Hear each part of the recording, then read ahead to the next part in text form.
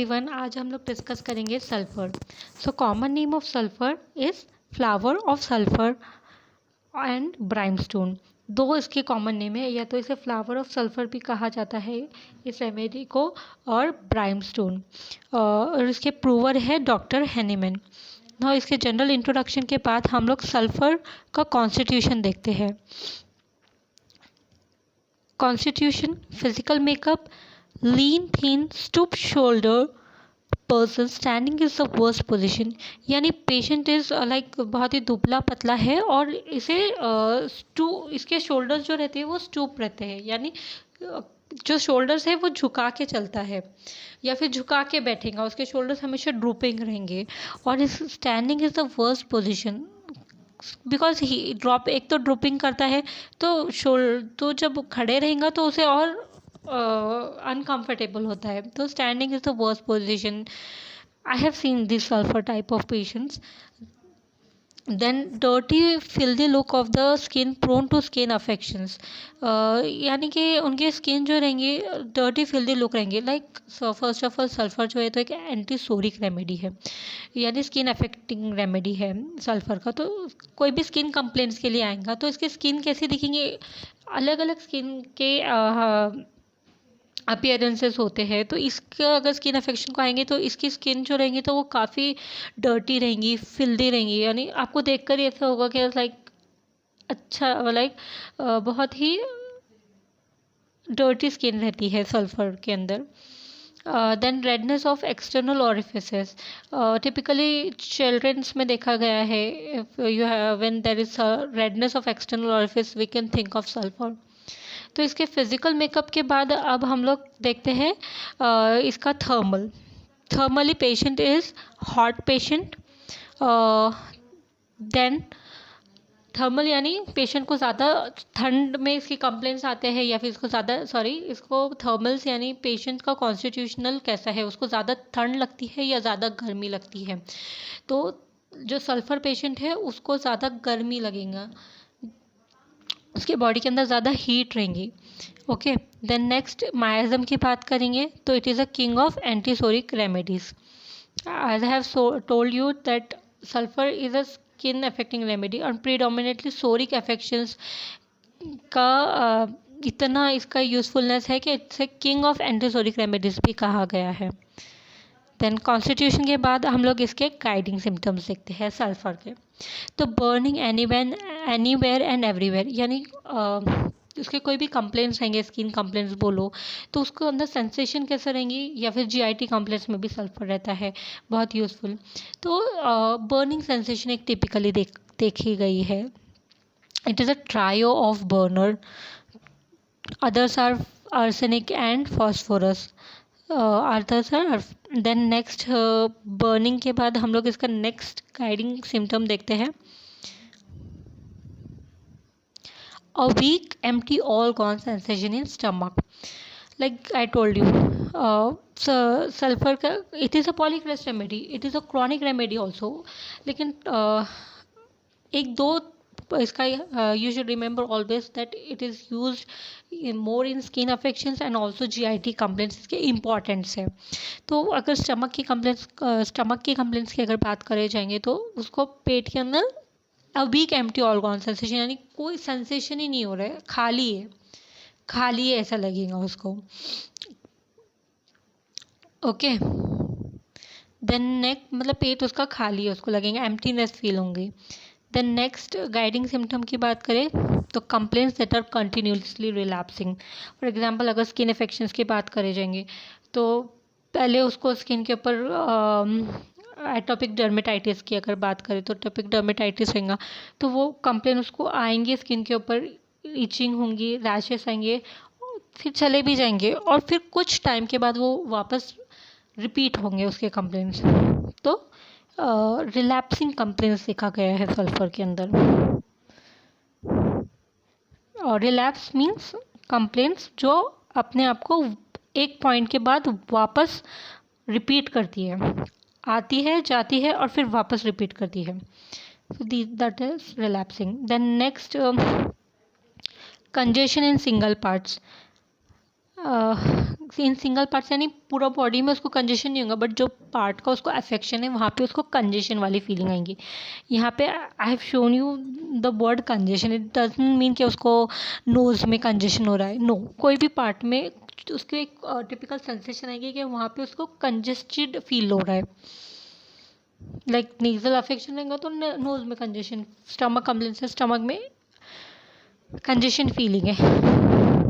Then next, there is intense craving for sweet acid alcohol.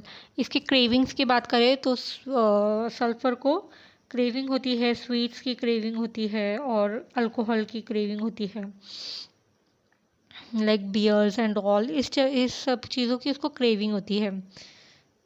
Then next aversion इसका important है, इसको aversion रहेगा meet से, milk से और बिजनेसेस से, बिकॉज इसकी माइंड में अगर आगे आएगा कि उसका माइंड काफ़ी वीक होता है, तो that's why he does not want to use his brain in businesses, और अदरवाइज ऐसे भी उसको बिजनेस पसंद नहीं होता है, तो माइंड भी कहीं और उसका यूज़ उसका माइंड रहेगा।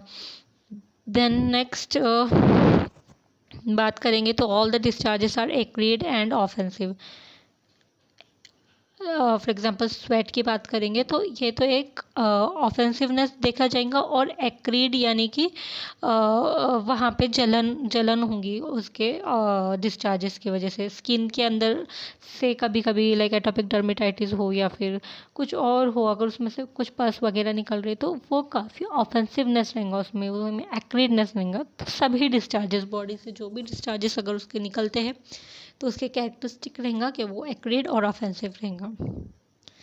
Then next thermal, next I have talked here the aggravation of sulphur, but because aggravation by heat specially warmth of bed, तो मैंने यहाँ पे मेंशन किया थर्मल हॉट है, यानी पेशेंट के अंदर ऑलरेडी हीट है, तो ऑफकोर्स ही बात है, तो उसका एग्रेवेशन किससे होगा, बाय हीट से होगा, स्पेशली वार्मथ ऑफ बेड से। Already a patient is a hot patient, उसको ज़्यादा गर्मी लगती है, तो उसका एग्रेवेशन ऑफकोर्सली हीट से होगा और वार्मथ ऑफ बेड से। एग्रेवेशंस और भी है इसके, मैंने आगे डिस्कस किए हैं, लेकिन ये गाइडिंग सिम्टम है। देन नेक्स्ट, माइंड बहुत इंपॉर्टेंट है सल्फर का। माइंड कैसा है, ही इज़ अ रैग्ड फिलोसोफर, यानी कोई भी बात को फैंसी लेकर जाएगा, बढ़ा चढ़ा के बोलेगा, कोई भी छोटी साधारण सी भी बात होंगी तो उसको अच्छे से एक्सप्लेन करेगा।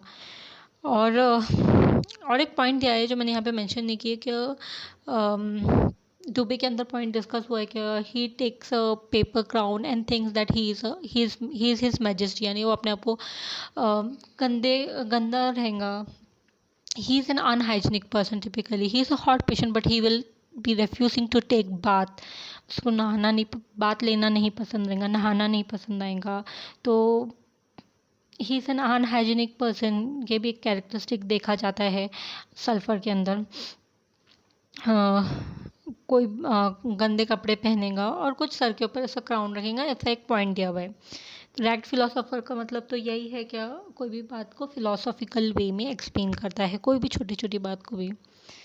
देन नेक्स्ट, माइंड का other characteristic is great weakness of memory, disincline to work, weakness of nervous temperament and hypochondriacal in nature, यानी डिसीज स्टेट में अगर उसकी बात करेंगे, वो आपके पास आ रहा है उसकी डिसीज़ के लिए, तो ही विल बी वेरी हाइपोकॉन्ड्रिकल, यानी छोटी सी भी बात के लिए भी क्या हो गया,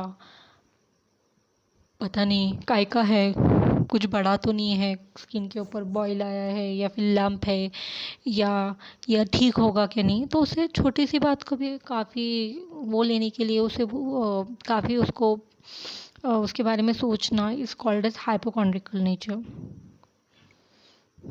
then that is a feeling of movement in stomach as of a child, like pain इसको सल्फर का जब जीआईटी में स्टमक कंप्लेंट्स आता है तो प्रूवर्स के अंदर ऐसे प्रूव हुआ, जब ये रेमेडी प्रूव कर रहे थे तो एक ये भी सिम्टम आया कि feeling of movement in stomach as of a child, like flatulence देखा जाता है अगर कोई पेशेंट में, तो ही विल डिस्क्राइब कि मेरे को ऐसा लग रहा है कि लाइक गैसेस ऊपर नीचे होंगे, तो if a women is that she will describe it as, उनके मुझे ऐसा लग रहा है कि मेरे पेट में एक चाइल्ड है जो ऊपर नीचे कर रहा है, इतना पेन हो रहा है, मूव कर रहा है, तो जब मूव करता है तो पेन होता है एक प्रेग्नेंट लेडी के अंदर, तो she will describe her complain like that.